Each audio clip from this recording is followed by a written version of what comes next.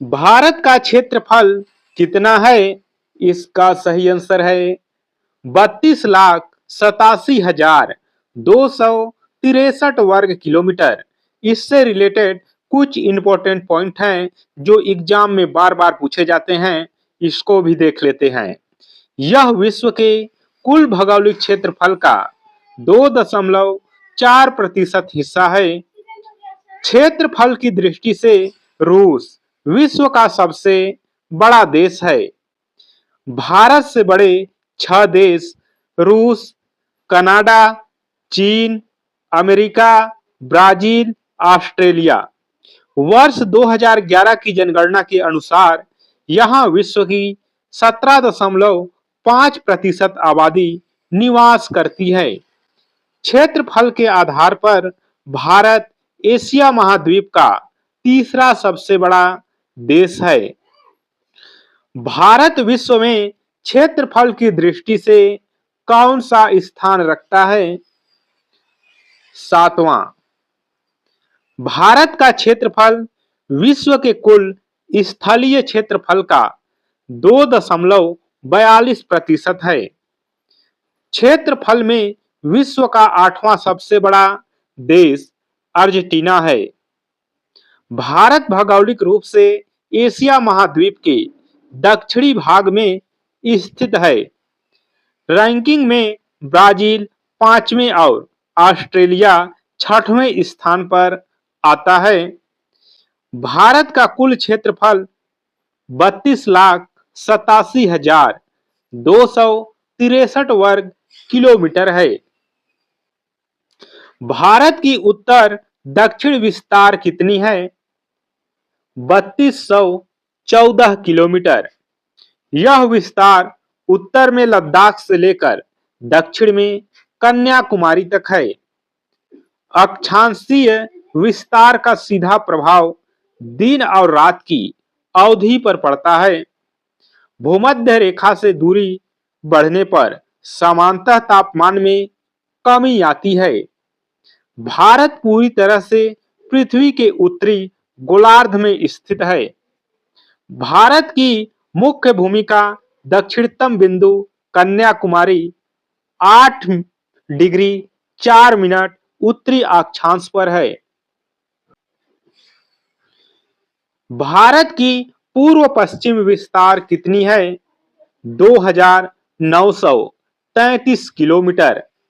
यह विस्तार पश्चिम में गुजरात से पूर्व में अरुणाचल प्रदेश तक है। भारत के पूर्वी और पश्चिमी छोर के बीच लगभग 30 डिग्री देशांतर का अंतर है। इस कारण गुजरात और अरुणाचल प्रदेश की स्थानीय समय में 2 घंटे का अंतर है। समय की भ्रांति दूर करने के लिए भारत की मानक समय रेखा 32.5 डिग्री मानी जाती है।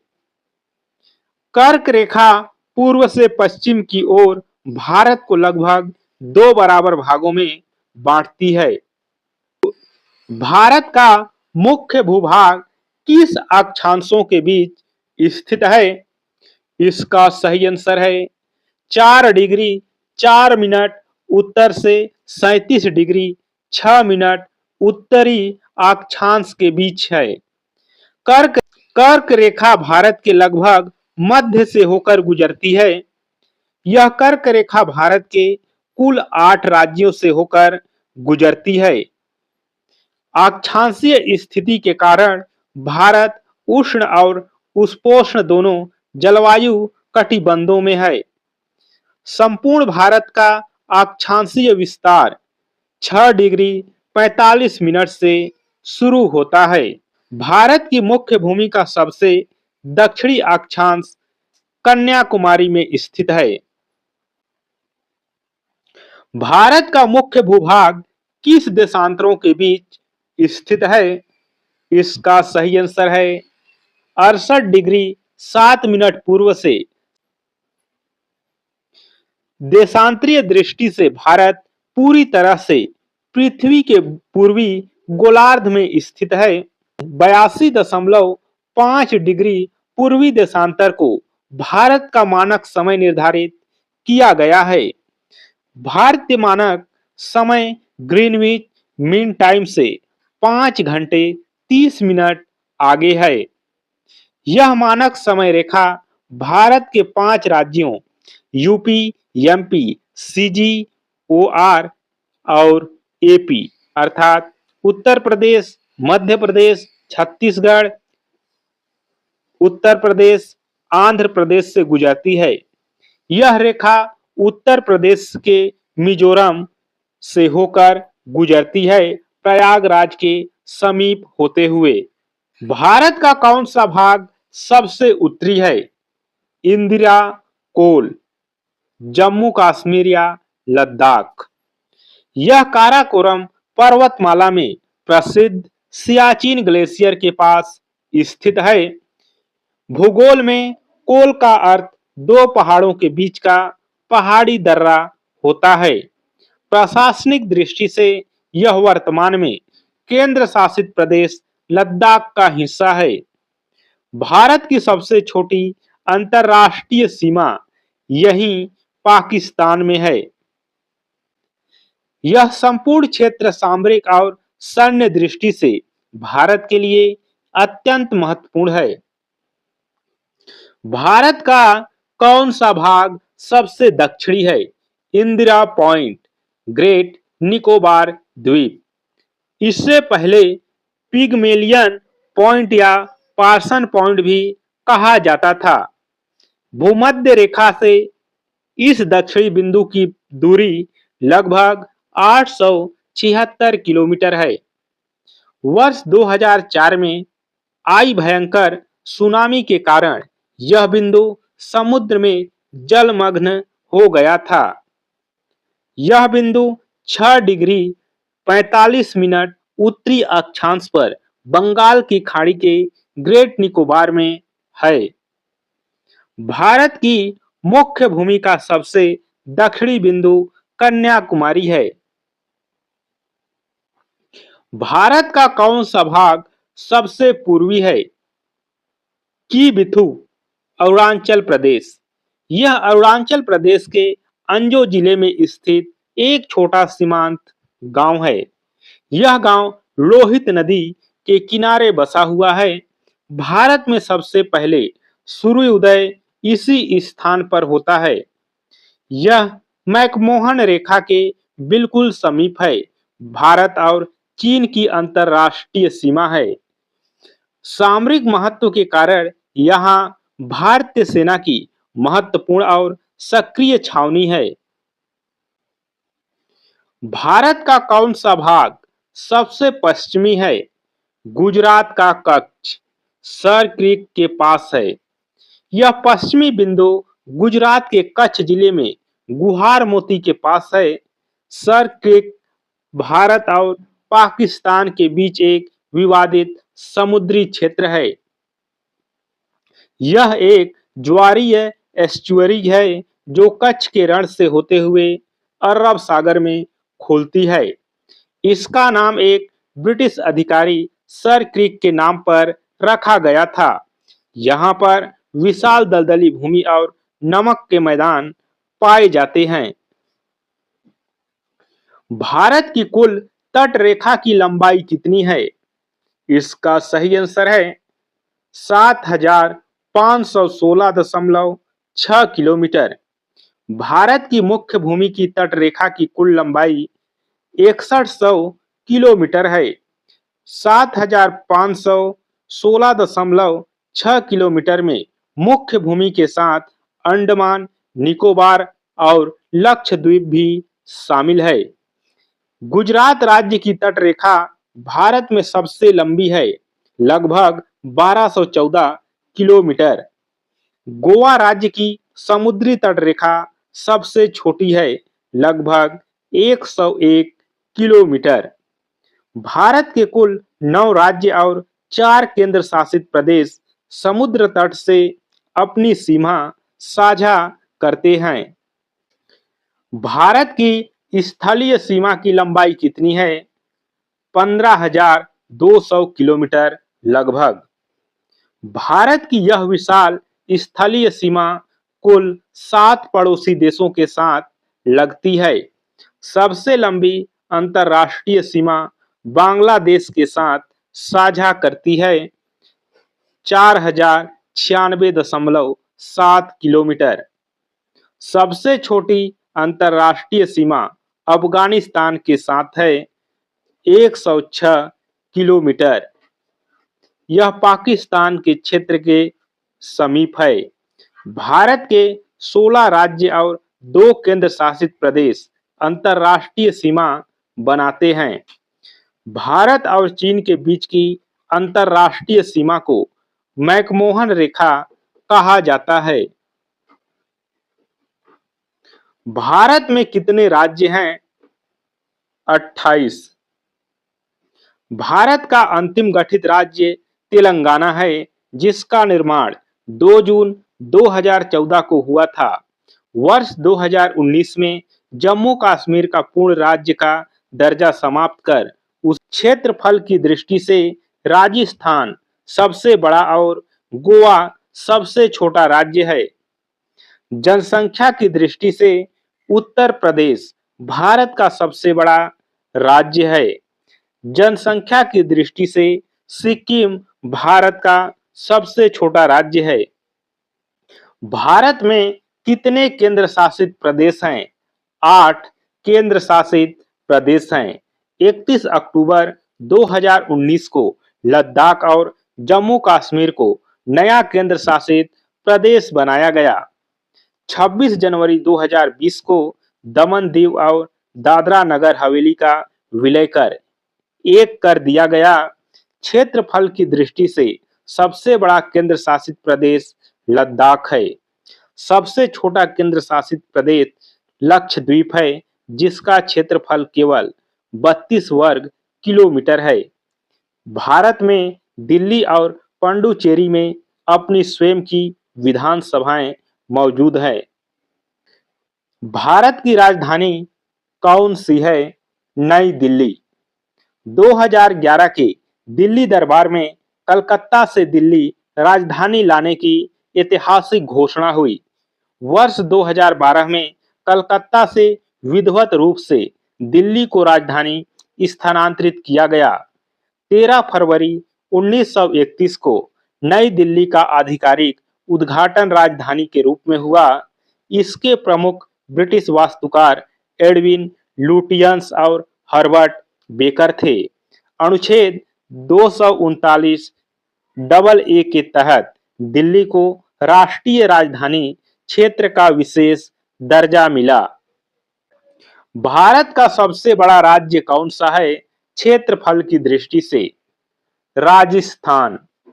राजस्थान का कुल भौगोलिक क्षेत्रफल 3,42,239 वर्ग किलोमीटर है। 1 नवंबर 2000 को मध्य प्रदेश के विभाजन के बाद यह सबसे बड़ा राज्य बना। क्षेत्रफल के मामले में दूसरा स्थान मध्य प्रदेश और तीसरा स्थान महाराष्ट्र का है। भारत के प्रसिद्ध थार मरुस्थल का अधिकांश भाग इसी राज्य में है। इसकी लंबी अंतर्राष्ट्रीय सीमा पाकिस्तान के साथ लगती है, जिसे रेड क्लिफ रेखा कहते हैं। भारत का सबसे छोटा राज्य कौन सा है क्षेत्रफल की दृष्टि से? गोवा। गोवा का कुल भौगोलिक क्षेत्रफल मात्र 3,702 वर्ग किलोमीटर है। 1961 में सैन्य ऑपरेशन विजय द्वारा इसे पुर्तगाली शासन से मुक्त कराया गया।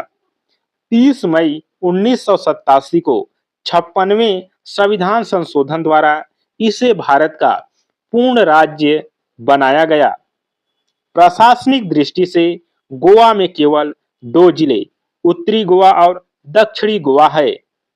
मांडवी और जुआरी गोवा राज्य की प्रमुख और जीवनदायिनी नदियां हैं। भारत की सबसे लंबी नदी कौन सी है? गंगा नदी। गंगा नदी की कुल लंबाई 2525 किलोमीटर है, जो भारत में सबसे अधिक है। यह नदी उत्तराखंड के उत्तरकाशी में स्थित गंगोत्री ग्लेशियर से निकलती है। देवप्रयाग में अलकनंदा और भागीरथी के संगम के साथ ही इसका नाम गंगा पड़ता है। 4 नवंबर 2008 को भारत सरकार द्वारा इसे राष्ट्रीय नदी घोषित किया गया था। यह नदी भारत के 5 राज्यों उत्तराखंड, उत्तर प्रदेश, बिहार, झारखंड और पश्चिम बंगाल से बहती है। भारत की सबसे बड़ी नदी कौन सी है? गंगा नदी। भारत में गंगा का अफवाह तंत्र सबसे बड़ा है, लगभग 8.6 लाख वर्ग किलोमीटर। पानी की मात्रा में ब्रह्मपुत्र बड़ी है, लेकिन भारत में उसका प्रवाह क्षेत्र कम है। गंगा नदी जब बांग्लादेश में प्रवेश करती है तो इसे पद्मा के नाम से जाना जाता है। विश्व का सबसे बड़ा डेल्टा गंगा और ब्रह्मपुत्र नदियों द्वारा ही बनता है।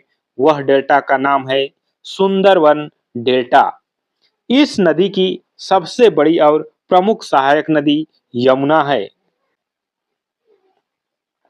भारत की सबसे लंबी सहायक नदी कौन सी है? गोदावरी की सहायक नदी प्राणहिता। प्राणहिता प्राणहिता अफवाह क्षेत्र के अनुसार गोदावरी नदी की सबसे बड़ी सहायक नदी है। यह नदी मुख्य रूप से पेनगंगा, वर्धा और वैनगंगा नदियों के संगम से बनती है। प्राणहिता नदी गोदावरी बेसिन के लगभग 34% जल ग्रहण क्षेत्र को कवर करती है। यह नदी मुख्य रूप से महाराष्ट्र और तेलंगाना राज्यों की सीमा पर बहती है। तेलंगाना की प्रसिद्ध कालेश्वरम लिफ्ट सिंचाई परियोजना इसी नदी के संगम के पास है। भारत की सबसे बड़ी प्रायद्वीपीय नदी कौन सी है? गोदावरी नदी। गोदावरी नदी की कुल लंबाई 1465 किलोमीटर है, जो इसे प्रायद्वीप की सबसे बड़ी नदी बनाती है। अपने विशाल आकार और आयु के कारण इसे दक्षिण गंगा या वृद्ध गंगा भी कहा जाता है। दोस्तों, एग्जाम में पूछा जाता है दक्षिण गंगा या वृद्ध गंगा किसे कहा जाता है? तो गोदावरी नदी को। यह नदी महाराष्ट्र के नासिक जिले में स्थित त्र्यंबकेश्वर की पहाड़ियों से निकलती है। यह दक्षिण भारत की सबसे बड़ी नदी घाटी का निर्माण करती है। राजमुंद्री के पास यह नदी बंगाल की खाड़ी में एक विशाल डेल्टा बनाते हुए गिरती है। भारत की सबसे लंबी नदी घाटी कौन सी है? गंगा नदी घाटी। गंगा नदी घाटी भारत के कुल भौगोलिक क्षेत्रफल का लगभग 26% हिस्सा कवर करती है। यह घाटी उत्तर में हिमालय और दक्षिण में विंध्य पर्वतमाला से घिरी हुई है। इस विस्तृत घाटी में कृषि के लिए अत्यंत उपजाऊ जलोढ़ मिट्टी पाई जाती है। यह भारत का सबसे अधिक उपजाऊ और सर्वाधिक घनी आबादी वाला मैदानी क्षेत्र है। भारतीय कृषि और अर्थव्यवस्था का मुख्य आधार यही विशाल नदी घाटी प्रणाली है। भारत का सबसे ऊंचा पर्वत शिखर कौन सा है? कंचनजंगा 8,556 मीटर है। इस पर्वत शिखर की समुद्र तल से कुल लंबाई 5,000 इस पर्वत शिखर की समुद्र तल से कुल लंबाई 8,586 मीटर है। यह भारत के सिक्किम राज्य और नेपाल देश की अंतरराष्ट्रीय सीमा पर स्थित है। यह हिमालय पर्वतमाला में विश्व की तीसरी सबसे ऊंची चोटी है। 2016 में इसे यूनेस्को की विश्व धरोहर सूची में शामिल किया गया था। तिब्बती भाषा में कंचनजंगा शब्द का अर्थ है बर्फ के 5 खजाने होता है। भारत का सबसे ऊंचा पर्वत शिखर कौन सा है?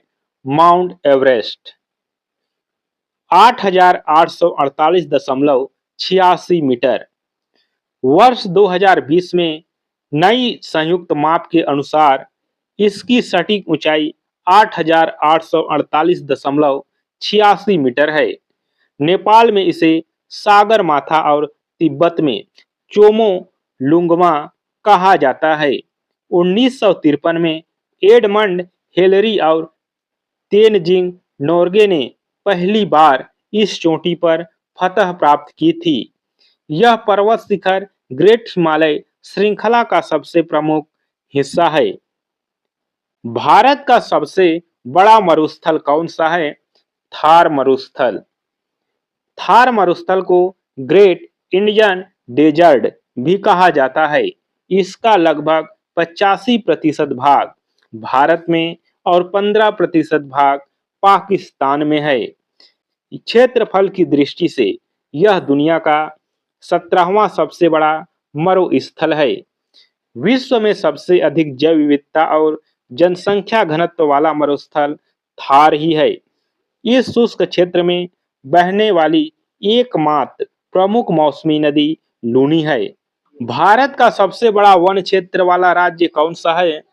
मध्य प्रदेश।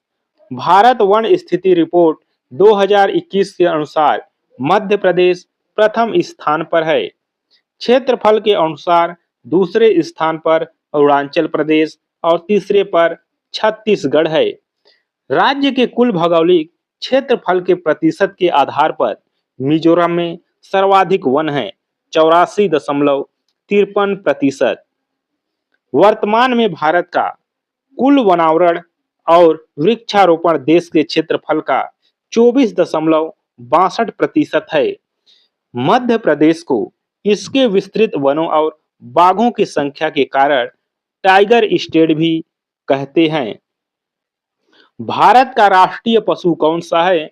बाघ। बाघ का वैज्ञानिक नाम पैंथेरा टाइग्रिस है। बाघों के संरक्षण के लिए 1 अप्रैल 1973 को जिम कॉर्बेट नेशनल पार्क से प्रोजेक्ट टाइगर शुरू हुआ। वर्ष 1973 से पहले भारत का राष्ट्रीय पशु बाघ नहीं बल्कि शेर हुआ करता था। भारत में सर्वाधिक बाघों की संख्या मध्य प्रदेश में है, 785 बाघ 2023 की रिपोर्ट के अनुसार। बाघों के प्रति जागरूकता के लिए प्रति वर्ष 29 जुलाई को अंतर्राष्ट्रीय बाघ दिवस मनाया जाता है। भारत का राष्ट्रीय पक्षी कौन सा है? मोर। मोर का वैज्ञानिक नाम पाउ क्रिस्टेटस है। भारत सरकार ने 26 जनवरी 1963 को आधिकारिक रूप से इसे राष्ट्रीय पक्षी घोषित किया था। वन्य जीव अधिनियम 1972 के तहत मोर को देश में पूर्ण संरक्षण प्राप्त है। नर मोर अपनी रंग बिरंगी और आकर्षक पूंछ के कारण मादा से अधिक सुंदर होता है।